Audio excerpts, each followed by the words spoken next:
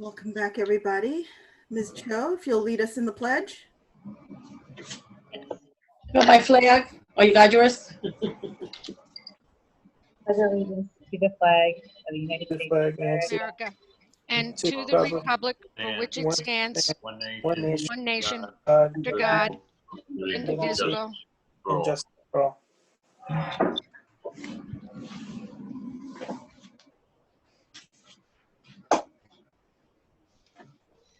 Jersey Open Public Meetings Law was enacted to ensure the right of the public to have advance notice and to attend the meetings of public bodies at which any business affecting their interests is discussed or acted upon.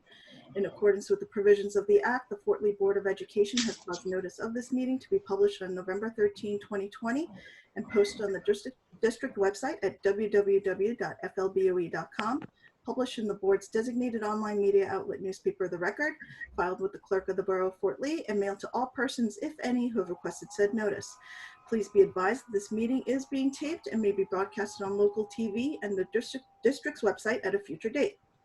The Open Public Meeting Act allows for remote participation at board meetings and defines meeting as any gathering, whether corporal or by means of communication equipment, which is attended by or open to all members of a public body, held with the intent on the part of the members of the body present to discuss or act as a unit upon the specific public business of that body. Roll call, please. Ms. Cho? Here. Ms. Colbat? Here, Mr. DeMeglio? Here. Ms. Morel?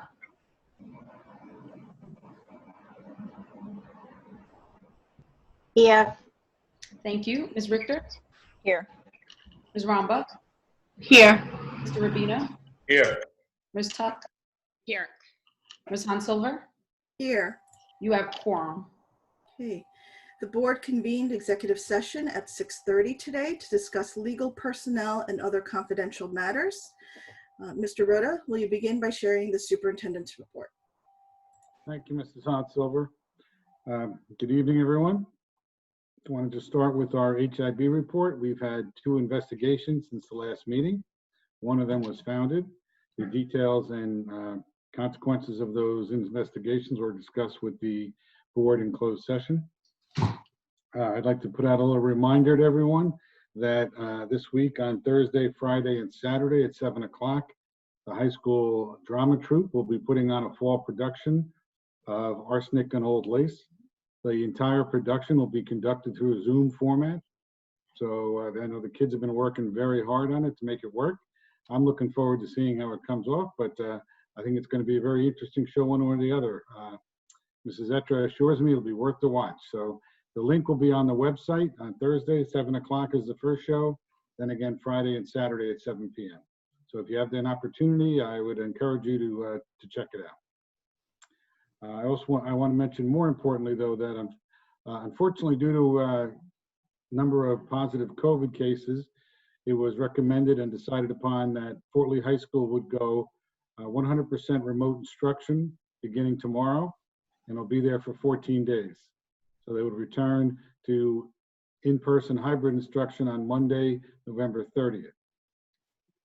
That does not impact the elementary schools. They will stay on the hybrid model for right now. And the intermediate school and middle school will return to the hybrid model on Thursday, the 19th, as originally planned. So with the number of cases, though, that was the recommendation in consultation with our health official, and that's where we are moving now. That's all I have for right now, Ms. Hansilver, or Mrs. Ramba.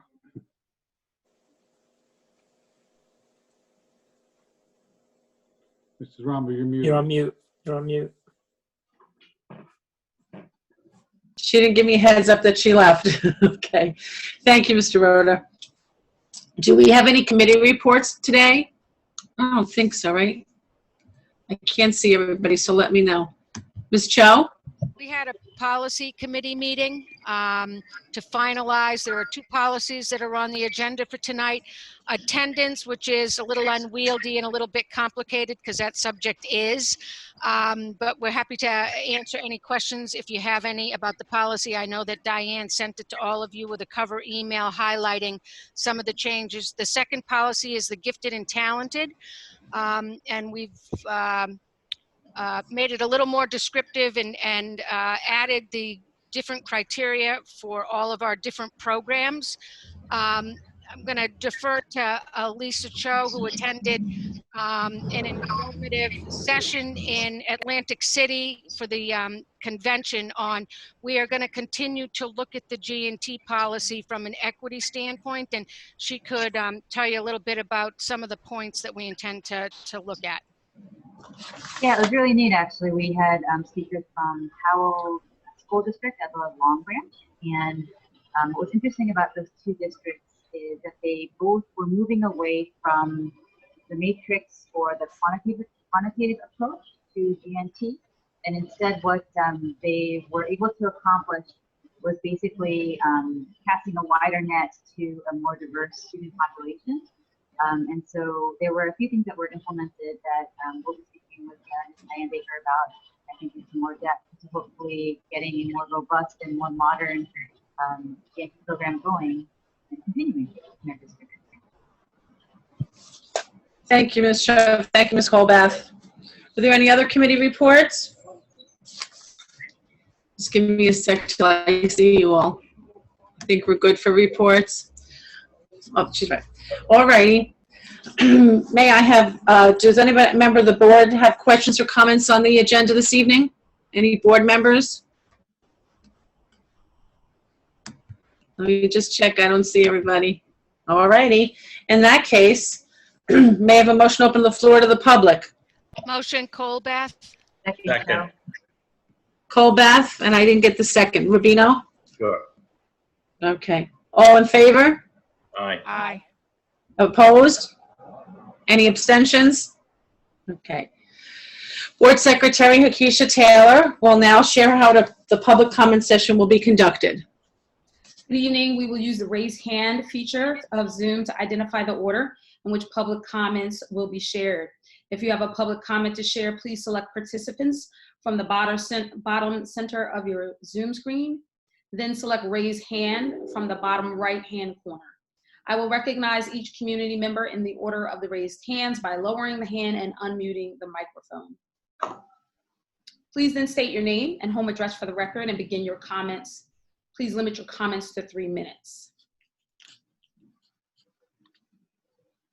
I do see one raised hand. Karen Gilbert, I'm going to promote you to panelist. Please feel free to share your video and your comment. Please state your name and address for the record. You have 3 minutes. Karen? All right. I am a teacher, aide, paraprofessional in the middle school for one student. I have friends in I also live in Cliffside Park, but I'm right on the border of Fort Lee and Cliffside. I raised my son in Fort Lee. What I am curious about is all of the schools with the cases that we're coming up with. The kids have, I assume, older or younger siblings at home. And so this shutting down 14 days, this one, then that one goes back, then this one goes out 14 days, and that one goes back, and then this one goes out, is very, I think, distracting for the parents and very distracting for the kids. What seems to be happening in Bergen County, as well as other counties around us, is that every week it's one thing or another.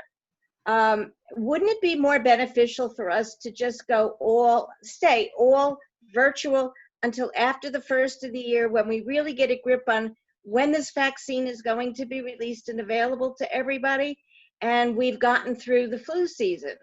Because the kids are totally confused. Thank you.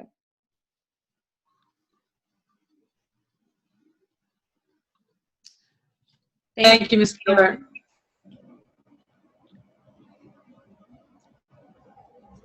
I do not see any other raised hands. Oh, there's one now. Okay.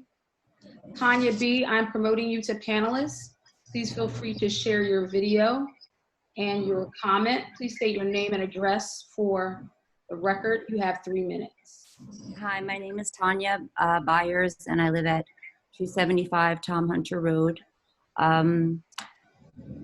I just wanted to thank the district for working so hard to keep, especially the elementary school students, in session. And although I know it's very difficult for the teachers to teach the two different platforms, it's unmeasurable what the students are getting out of it, and for them to be able to go as long as possible. Yes, it is confusing. I do have a middle schooler, and I do have a child at home. I mean, an elementary school student, but these are just tough times that we're in right now. And I think the whole board and everybody in town and all around, we're doing the best that we can. And we do need love, patience, kindness, guidance from something wonderful from above. But I appreciate the school being open as long as it's safe and as long as the Board of Health says it's safe. I would ask you not to pull the trigger too soon until the health department gives you that, because for my students and many people, the students I see going to school every day, their faces light up, they're happy to go, they want to go more. But I mean, obviously, when that time comes, which will probably come, we'll have to do what we have to do. And Mr. Rhoda has done a very good job with informing us and keeping us up to date. And I know it's not easy for the teachers and everybody involved, the board, Mr. Rhoda, everybody, that parents, I mean, parents with children at home were basically paras if the student needs you. But I just wanted to say thank you. And I wanted to say thank you to Mr. D'Amiglio for all of his hard work with the teacher's contract. That honestly meant the world to me and this district to have a teacher's contract going forward for 2 years. I really appreciate that. And also Mrs. Tuck and all of the board members that have been on the board. But yeah, that was just what I wanted to say, how wonderful it is for the younger students, especially, to be able to get into the classroom. Thank you. Thank you, Tanya. I Next, hear the same thing from so many elementary school parents, that every day that the kid goes to school is a better day for everyone. next we have Margarita. Margarita, I'm going to promote you to panelists. Please feel free to share your video and your comment. Please state your name and your address. Hello, Margarita Vigodner, 5 Victoria Place. So yes, of course, we are all waiting vaccines, but it looks like they will not be available for the general public until probably summer. And kids, we don't even know, because clinical trials so far have not included kids. So they probably would be the last ones, if at all, to get vaccines. I also wanted to clarify, my understanding would be that if there is a COVID case in the family, so youngest or oldest siblings would be required to quarantine 14 days and not go to a different school. So I wanted to clarify this with Mr. Rhoda. I would assume so, because it was misinforming. The teacher said that, you have one person who is sick, but then the siblings go to a different school. So I really wanted clarification that the other kids are advised to be quarantined at home. And with all the tough situation we are at, schools are not seen to be super spreaders. Cases in New Jersey going up not because of the schools. They are going up because of the Halloween parties, indoor dinings, indoor parties because it's cold, so more people. Actually, schools, Governor Murphy said today, if you even read what he said today, he said, actually schools is an example. When you follow the rule, you don't have spreads in the schools. So that's a good example that when we follow the rules, things work out. So I just wanted to add this comment and support what the previous speaker said. And of course, we are all thankful for the district to be able to maintain some kind of hybrid as for now. And we hope there will be no super spreading in the schools. Thank you. Thank you. There are no more raised hands. Vice President Wamba. Mr. Rhoda, would you like to answer those questions? Is there a motion to close the floor? Oh, I'm sorry. Motion. Second, Tuck. Motion was Victory. Kristen. Yes. Thank you, Kristen and Ms. Tuck. All in favor? Aye. Aye. Any opposed? Thank you. Floor is closed. Mr. Rhoda? Thank you, Ms. Taylor. Okay, Ms. Rambert, just to respond to some of those comments. First, the idea of closing the school proactively or going remote proactively is a popular topic right now in the county, but only 9 districts have done it so far.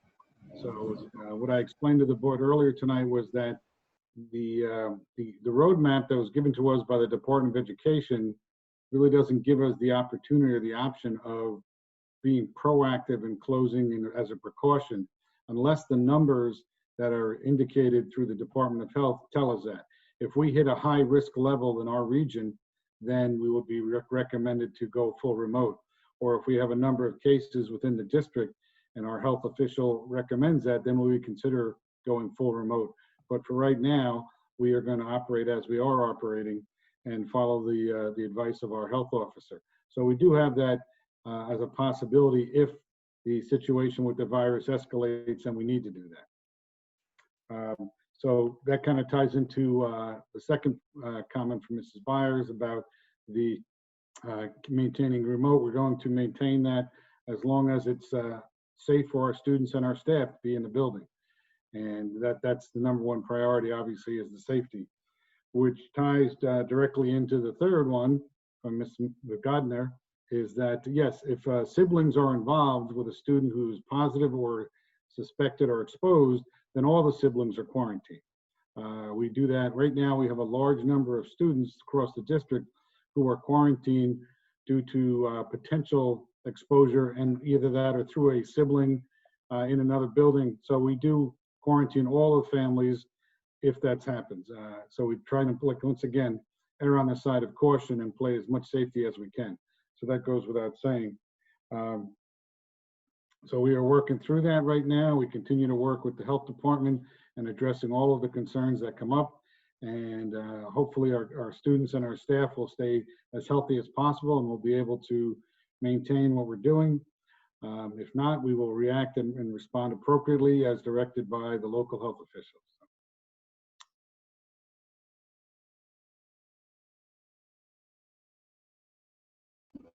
Thank you, Mr. Rhoda. Alrighty, moving on to resolutions. Are we ready, Ms. Taylor, are we ready? I would like to share that Ms. Cho would like a small update to the minutes as it relates to how her name is listed. So if I can have a motion to update the minutes as it reflects Ms. Cho's name and a second, we can. Motion, Morel. Is it a spelling error? It's in the address, so Ms. versus MERS. Hey, Keisha, I just got a text saying there was a hand raised that wasn't answered. Can we go back to that or no? We can open we can do that. Can we complete this resolution and then we can, if it's your desire, we can reopen. Okay. So Holly Morel made the motion. Is there a second? Ralph seconds. Thank you, Mr. DeMeglio. All in favor? Aye. Aye. Any opposed? Thank you for that motion to amend the minutes. Do we need a motion for that to reopen, Ms. Taylor? You do? I'll make a motion. Second, Morel.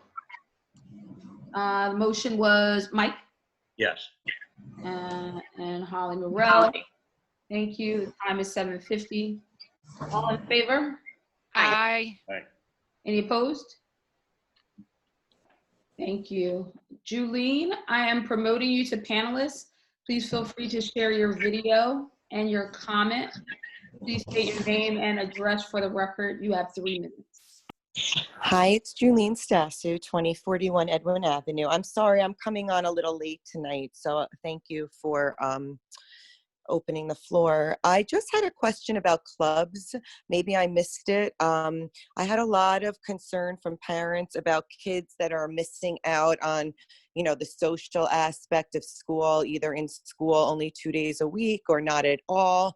And I'm wondering if there's any way we can get some clubs virtually and some things going, or get approval to get some things going in all of the schools so that kids that want to participate, or even, you know, maybe through the principals, or I'm not really sure, I have to think about it more, but, you know, to get whoever wants to, you know, maybe have a meeting once a week or twice a week just to kind of talk about, you know, maybe play a game online. I know last year Ella with band with Mr. Goya, they played, you know, games twice a week, and it was really fun and nice for the kids to have that social interaction.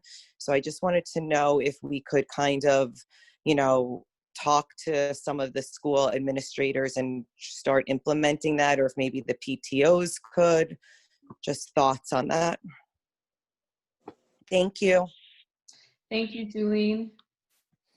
Is there a motion to, let me just check to see if there are any other raised.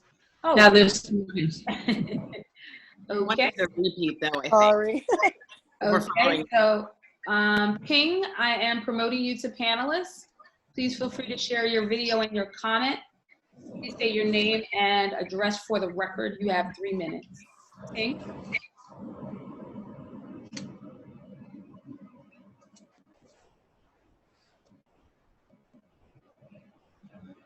Ping, you have to unmute yourself.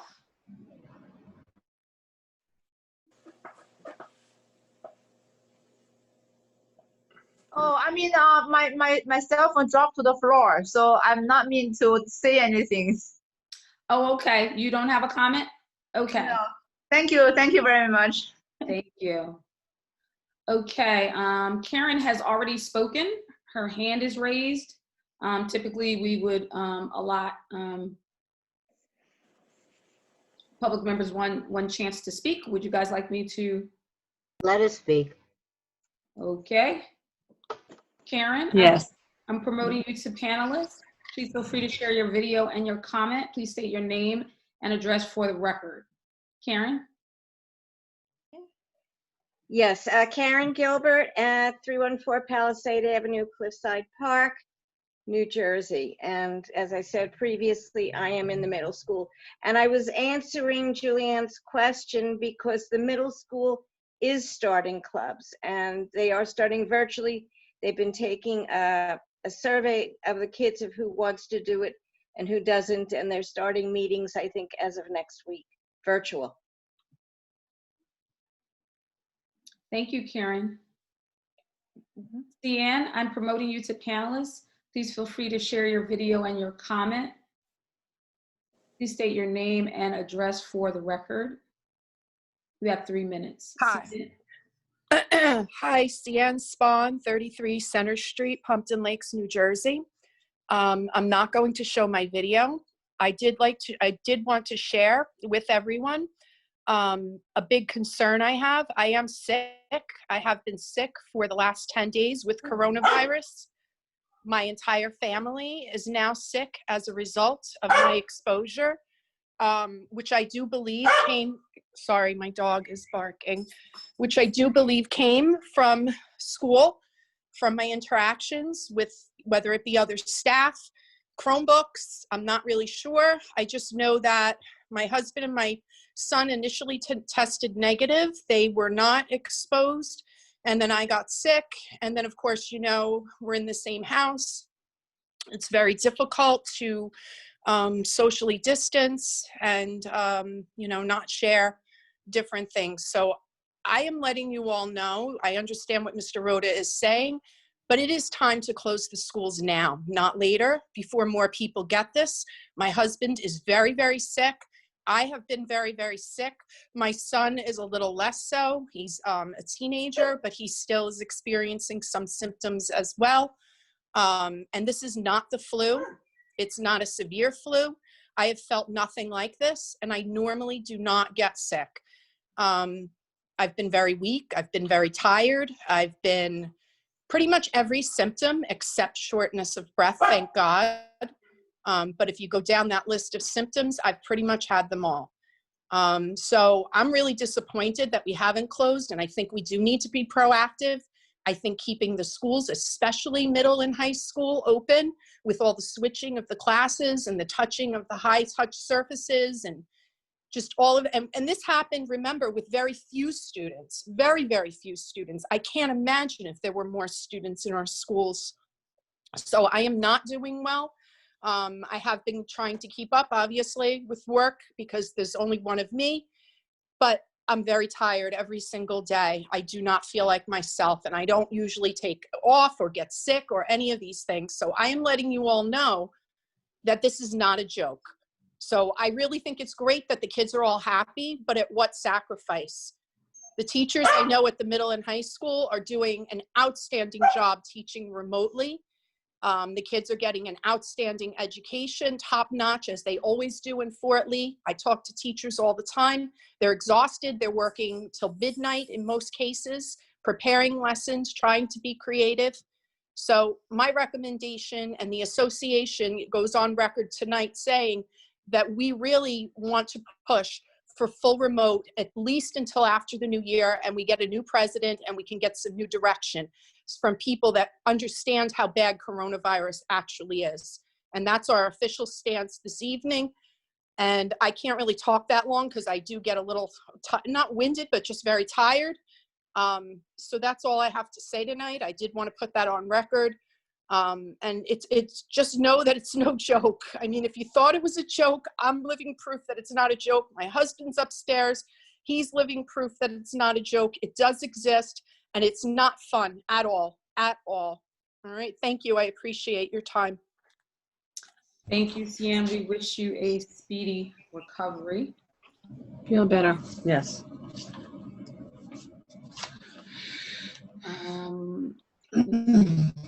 There are no more raised hands. Is there a motion to close the floor to the public? Motion. Second. Motion Rubino, second Demiglio. All in favor? Aye. Any opposed or abstentions? Hearing none, the motion passes. Thank you. Thank you. Mr. Rhoda? Sure. Just to follow up, Ms. Gilbert stole some of my thunder there by answering the question for me.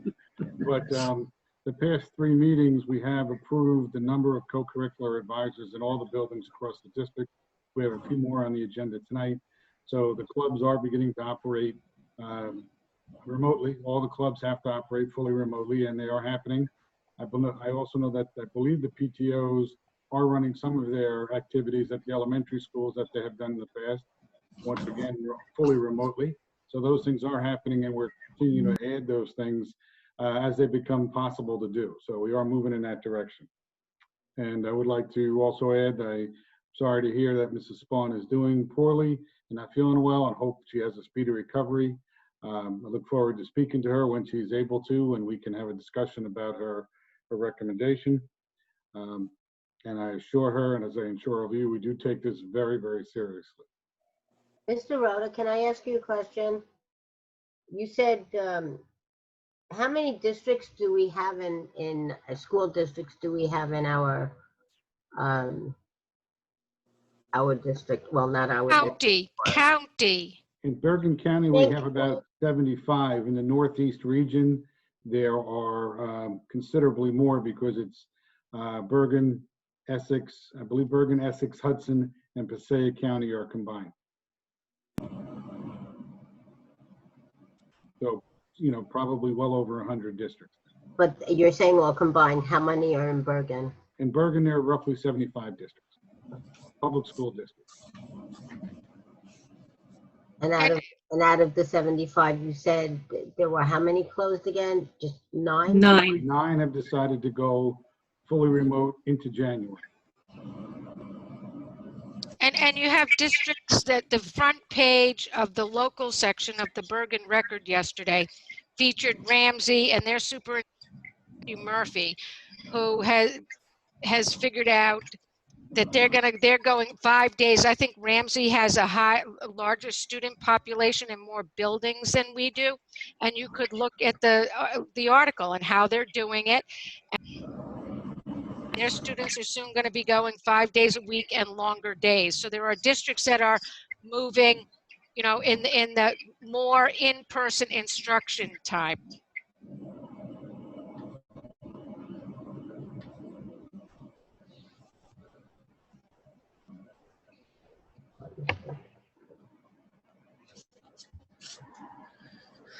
Rhonda, I think that's it. Yes, I think Ms. Hansilver is back.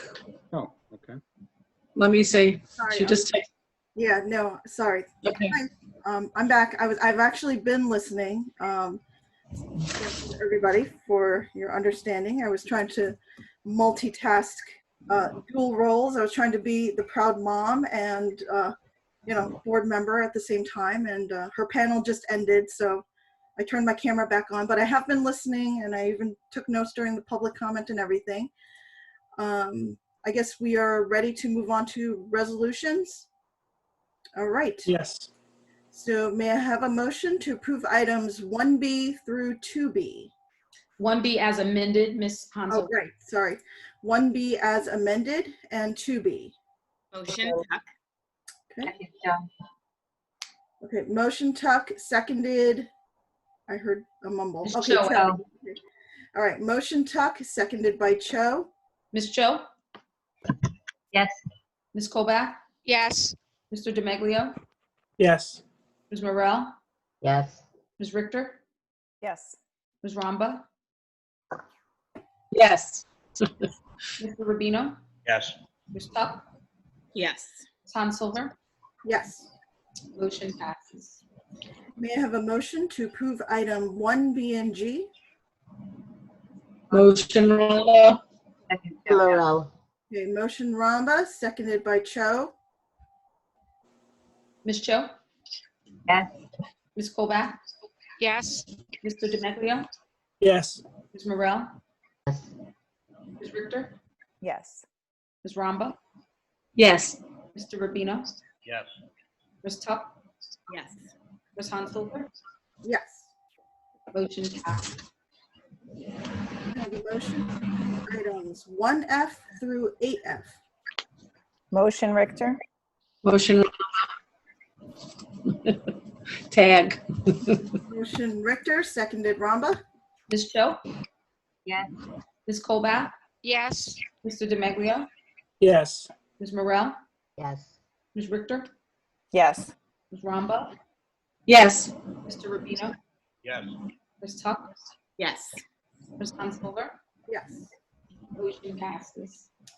May I have a motion to approve items 1P through 8P? Motion Morel. Second, Rhonda. Motion Morel, seconded by Ramba. Ms. Cho? Yes. Ms. Colback? Yes. Mr. Demaglio? Yes. Ms. Morel? Yes. Ms. Richter? Yes. Ms. Ramba? Yes. Mr. Rubino? Yes. Ms. Tuck? Yes. Ms. Hansilver? Yes. Motion passes. May I have a motion to approve item 1POL? Motion Colbath. Second, Tuck. Second, Rhonda. Motion Colbath, seconded Ramba. Ms. Cho? Yes. Ms. Colback? Yes. Mr. Demaglio? Yes. Ms. Morel? Yes. Ms. Richter? Yes. Ms. Ramba? Yes. Mr. Rubino? Yes. Ms. Tuck? Yes. Ms. Hansilver? Yes. Motion passes. All right, moving on. Is there any old business? So might we get an update on the last meeting, and I think the meeting before, there was discussion about analyzing whether we could for those in-person students, expand the school day or eliminate virtual Wednesdays. And I know the marking period, I think, ended on November 12th for some students. And we had kind of earmarked that that would be a transition point if people wanted to transfer from in-person to remote or the other way.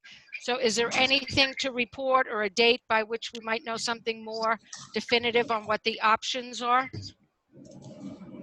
The numbers for the elementary school have stayed very stable across, as I reported out. So there hasn't been any change there.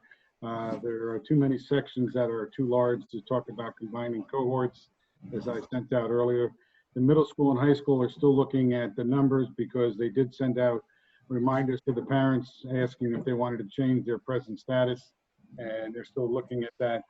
Their numbers have increased for remote, so they really want to make sure they're accurate. If you recall, in my update of last week, we also included 4 days a week instruction for the students that are in the collaborative classes and the resource classes. So we were able to bring them back. So that also influenced the numbers again that had to be looked at again. As of right now, though, after discussion with Ms. Scarpa, as I said, on a regular basis, there hasn't been, her recommendation, and not a very, mandate, was that we should maintain what we have. But we are still looking at possibilities. There are some concerns about the remote Wednesdays because of the ability it gives teachers to kind of regroup in midweek and replan and work with the different cohorts. It also keeps the cohorts isolated by a day in between. So there are some discussion along those. It's on my agenda again for tomorrow morning's administrative meeting to discuss. So we look at the numbers every week to see if it's physically possible. And as you heard tonight, so, some of the question is, even if it is possible, is it advisable? So that's a conversation that I continue to have with Mrs. Scarpa as we move forward in this. The elementary trimester doesn't end until December, so those parents will be notified, once again at the end of, the beginning of the month. I think it's the 10th it ends, around there, to once again remind them they have a choice of flipping from remote to in-person or vice versa, as you said. Thank you.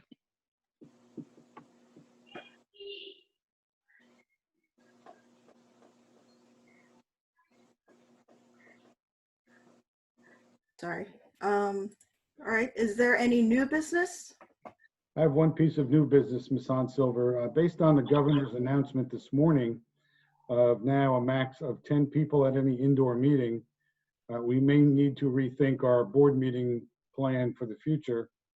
I did discuss this with Mr. McKeever earlier today. He was waiting to get to really see the text of the governor's executive order. So we're going to look at that. It was also a topic of conversation amongst the county superintendents at our meeting this morning. The executive county superintendent, his statement to us was there is not a mandate to meet in person, and it might be best to wait a day or two before you react to this latest announcement until we fully understand it. So we may or may not need to rethink our strategy for the next meeting. Okay, all right, we will await further guidance, I guess, from the county and after we scrutinize this newest executive order. Mm-hmm. Thank so you. compliments of the School 3 PTA.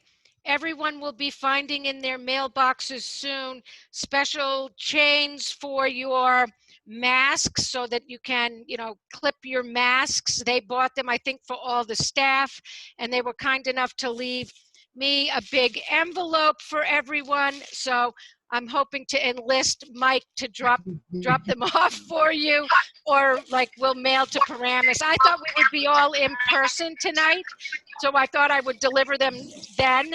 But anyway, they're pretty nifty, and they've got the School 3 PTA, a loving community with hearts, and they did this during Respect Month.